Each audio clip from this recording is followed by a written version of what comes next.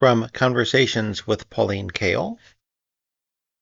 Pauline Kael talks about violence, sex, eroticism, and women and men in the movies.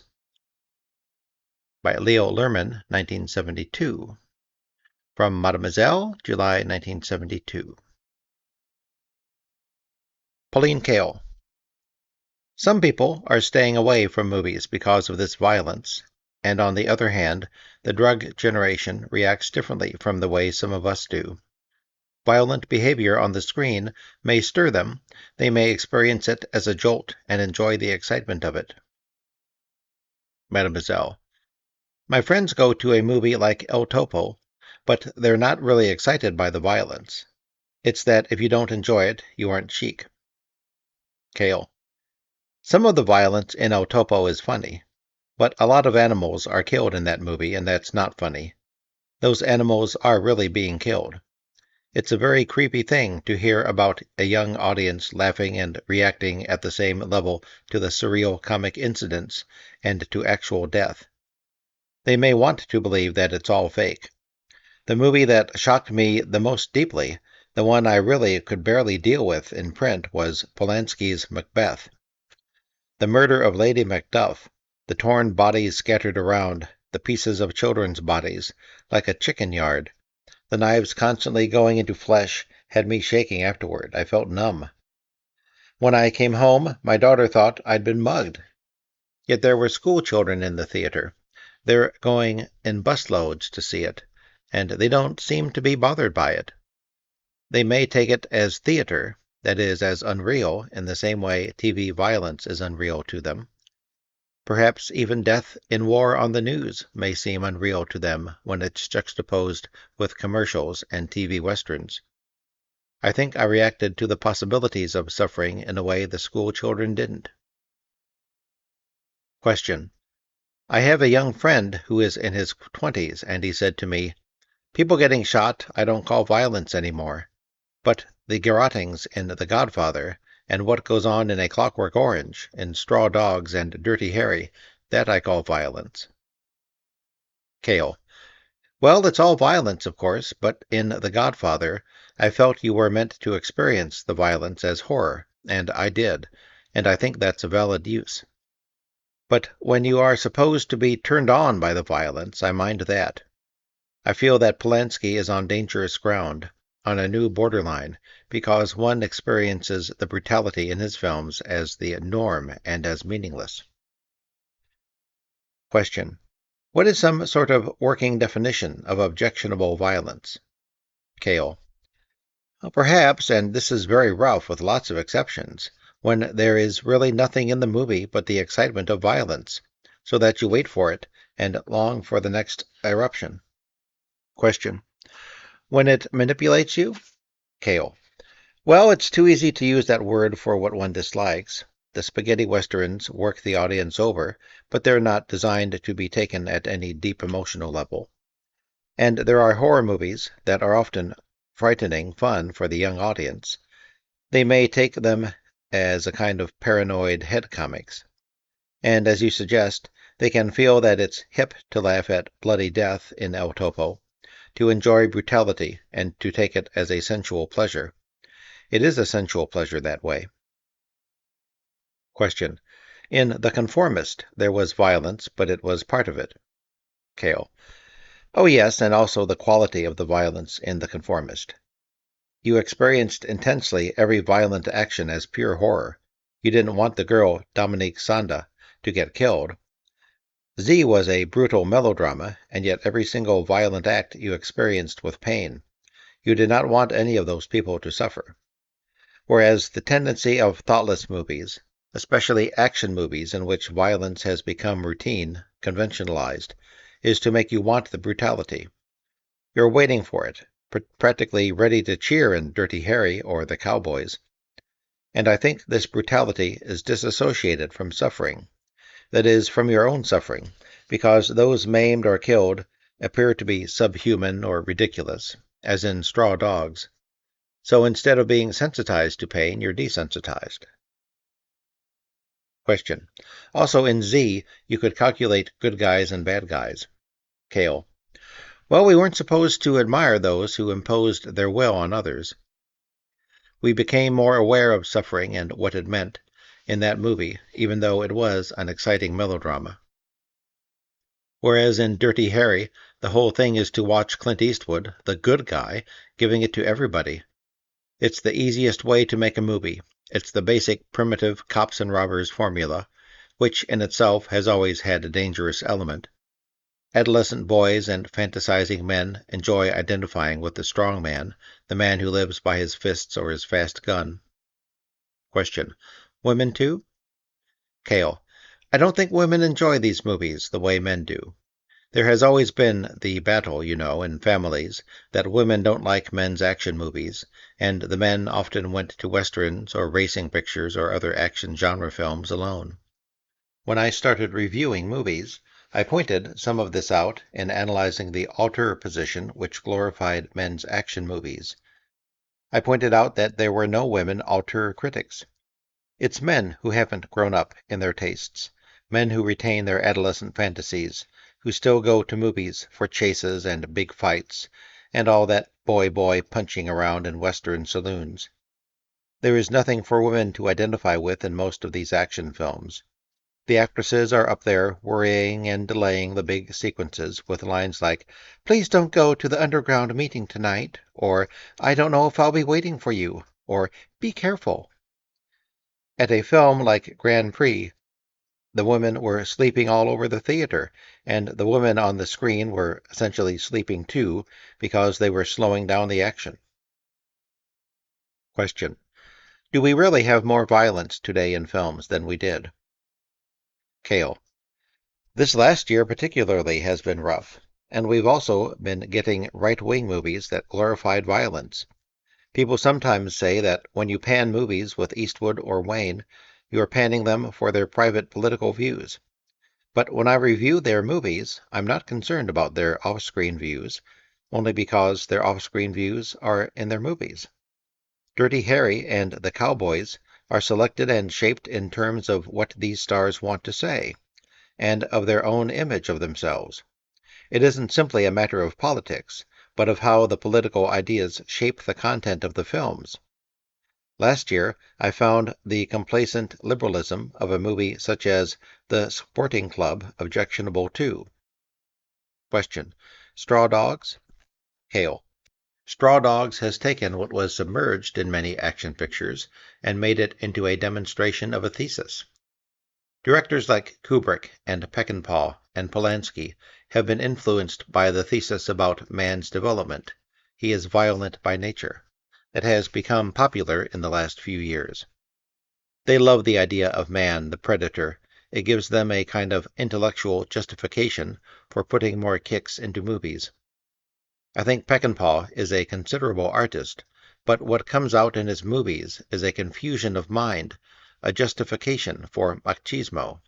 A great many Hollywood directors, by their whole way of life, get into thinking that way. They do think of starlets as whores. It's an easy attitude for show business people to get into. This is probably going to change. Possibly we'll get something worse, a naked aggressive sexual hatred, but they do still fall into it, and the power of the movie director increases this sense. Question. About sex and violence, do they equate? Kael. No, they don't at all. I would enjoy seeing sex on the screen that was erotic, but most of the sex on the screen isn't sensual, it isn't erotically suggestive, it isn't great fun. One of the reasons that young Americans have loved Bertolucci's The Conformist so much is because it is really sensual. Bertolucci would be a wonderful director of erotic material. He has a feeling for it, and he's also young and has the energy. He's sensual not only in the feelings of the men and women toward each other, and the women toward each other in that movie, but visually. It's in the color and the style. He touches almost all our senses. This is why I think he's probably the most talented young film artist in the world today. Question. Compare it to The Last Picture Show. Kael. It's a good movie, but there's no real sensuality in it, and what's there is strictly from a male point of view and a very limited one. The scenes between the boys and girls are poorly felt, unfelt really, and the girls are put down at a very simple level. They're mostly mindless, for one thing, except for the scheming young vixen and the older women, Ellen Burstyn and Cloris Leachman. The picture is about male adolescent desperation and loneliness, with no special responsiveness to the female adolescents or tenderness toward them. Question. Is it an honest movie? Does it show people as they really are? Kael. Is that a fair question? I think it showed McMurtry's experience probably pretty honestly. The number of European movies with a sensual understanding of women is rather limited too. There is one Goddard movie, 2 or 3 Things I Know About Her, which really shows you how much he loves women. There is a physical awareness of the heroine, of her body and flesh, that is very unusual. Question. Truffaut? Kael. Truffaut, yes, and yet I feel less so. There's more exploration of women's minds and emotion in Ingmar Bergman's work. But altogether, it's very uncommon in movies, because, partly, movies have grown up with simple, old pulp formulas. There really was no place for sensuality in the men's action films. How does sensuality fit in a Western? But comedies often became romantic comedies. Even though there is no real physical contact in It Happened One Night, there is a sense of happy romantic love that touched the imagination of the audience.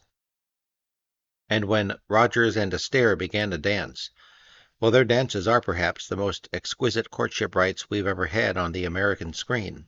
Pure romance. Not sex, but an idealized sex that, for the audiences of my generation, seemed better than sex. They were wonderful. They were sex with wit. One American director who has just shown a sensual approach to the medium, and quite surprisingly, considering the genre, is Coppola with The Godfather. His approach is rich, he has a sense of texture. English movies are not especially visual or erotic, but how would they be? Think of their cities, or of English painting. The English, it's all speech. Question. Did you find Women in Love erotic? Kael. In a particularly awful way, a kinky way, and kinkiness on the screen has no real resonance. But in The Godfather, the family relations, the way people move, and the scene with the girl in Sicily, there is eroticism there. Coppola is going to be a sensual director. Billy Friedkin, who did The Boys in the Band and The French Connection, won't be. Of the major-ranking older directors, the least sensual is Stanley Kubrick. That's what was fundamentally missing in his Lolita, though it was successful in most other ways. Robert Altman is a sensual director, especially in McCabe and Mrs. Miller. Mike Nichols? He knows the value of a sensual kick, but that's not the same thing as being a sensual director. You can feel the calculations in every scene. Carnal Knowledge has the views of sex that men like to give each other in locker rooms. That's what they pretend, but that's not how they really are with women. When you hear businessmen talking on planes, that's their image of themselves, and what the advertising culture tells them they should be, consumers of women. But that's not how they are. Question. Going back to sex in the movies today, you see so many bedroom scenes, you see violent sex, and I was thinking back to the days of Doris Day, when the Virgin triumphed. I was wondering if that reflects the way young people have changed. It's like when we go to a movie, we say, well, if Ally McGraw, a fine Radcliffe student, is doing it, well. Kael. I'm not sure it's as simple as that. The Doris Day routine of flirting with the idea of bed but never getting there was as commercialized as the new plunking into bed. What upsets a lot of people in these new movies, and bores them finally, is that sex is dehumanized and made impersonal and mechanical, and it's no fun that way. Or, rather, it's fun occasionally, both off and on screen, but it's not very memorable. Many men probably enjoy hardcore pornography. I don't think women do as much. There are few, often no, women in the hardcore theaters. I've gone to the $5 theaters, where you see people in various positions performing, and I've been the only woman there, and I don't stay for very long. And yet the same men go again and again. But I think it's a relatively small audience. I've been told that some married couples like to go, not to the hardcore, but to the softcore, because it gives them new ideas of what to do together. But I think the large audience wants sensuality and eroticism, not just hardcore, mechanized pornography. Question. When we're living during a Vietnam War, why are there no movies about that violence? Kael. Movies rarely deal with social issues directly. The war comes out indirectly. It's come out in a whole series of movies that are based on American self-hatred. Everybody can feel what the war has done to us. But wars are seldom dealt with, except in propaganda terms, while they're going on. All Quiet on the Western Front was made many years after World War I. Vietnam we experience indirectly in just about every movie we go to. It's one of the reasons we've had so little romance or comedy, because we're all tied up in knots about that rotten war. It would take a great artist to deal with it directly, and an artist takes time to think it out. War and Peace wasn't written during the Napoleonic period either. I just don't know how a movie artist could deal with the Vietnam War now. The journalistic side is on TV. As for the major issues and what it's doing to us all, there may be great movies that will deal with that, but first we must get out of it. Question. How does Sunday Bloody Sunday fit into all this? Kael. What bothers people in Sunday Bloody Sunday is the basic premise. No one really believes that the woman, the way her character is given to us, would be involved with that boy. She would have to be a woman who is loused up in certain ways to be involved with him. You can believe in the relationship of the two men, even sensually, it's convincing. But the relationship of the boy and the woman is not. She's shown to us as absolutely normal, and that's the whole premise of the picture, that they are all normal. And yet we can't quite believe in her normality. Question. I was thinking of something like Women in Love, which had a lot of appeal to young people. A young man my age admitted to me the other day that he loved his best friend, and that's a startling thing for someone to say. One reason the young related to that movie is because they're trying to be open-minded enough to even entertain the idea of a homosexual relationship, but not necessarily a physical one. Kael. I'm old-fashioned enough to think that it's not on a sexual basis, unless there is some sex involved, or unless some horribly repressed sex is involved. Love without sex is something else. I love lots of people. For example, I love Jean Renoir. I really love him, and very personally. I adore him. I think he knows I love him, and yet it's a completely non-physical relationship. I hope we have more richness and sensuality in movies, because that has always been one of the reasons to go to the movies. And gaiety. But gaiety has to wait for the war to end. It's very difficult to make a happy movie now, though I thought Made for Each Other a funny movie, and parts of Bananas are very, very funny, and the year before that, The Owl and the Pussycat. This year there isn't much comedy. This seems the time for a comedy of sexual role confusion. Some Like It Hot tapped it slightly. We all need to be able to laugh today at sex confusion. We're very confused now when we see 14-year-old boys with eye makeup, and we don't even know if they are homosexual anymore. You can't tell anything. I see girls in this building going out, and very often the girls are trailing behind the boys, and you just know they're not going to have any fun. Girls now miss the courtship rites. We had wonderful places to go and eat and dance. Dinner dancing is one of the great joys of life. It's heaven. Question. But what's so sad is that we're afraid to admit that we like to do that. Kael. It's heartbreaking.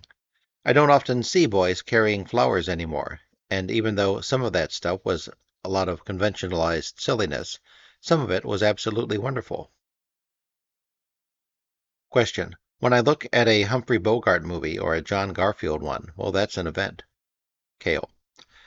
Probably part of it is because the sexual differentiation in those movies is very satisfying to the viewer. It's very satisfying to boys to have an image of how it is to be a man, and it's very satisfying to girls to see how a man would treat them. Girls still adore Cary Grant in old movies, even though he's sexually slightly ambiguous and slightly passive, because he has elegance, and that's also why they adore Sidney Poitier. Poitier is clearly a man, and he's like a black Cary Grant. He has style and physical grace. Question. Are there any younger men like that on the screen? Kael. That's a tough one. George Segal is very likable, but his appeal is comic and lightweight. Paul Newman has that innate male courtliness and gentleness in him. It'll be interesting to see what Al Pacino does next. I'm sure at least some of the next male stars will have that unmistakable masculinity, which permits the man also to be gentle, and makes women and girls feel secure. I thought Robert Redford would be a big star, but now I think he may have missed his chance. But I do think that this generation wants what Bogart had, what someone like Garfield had. The men gave the appearance of being secure in themselves as men, and that's very important to women. It's going to become more important as things become more insecure in our culture, as I think they may become. Girls are going to want this image on the screen, and they are going to need it. Question.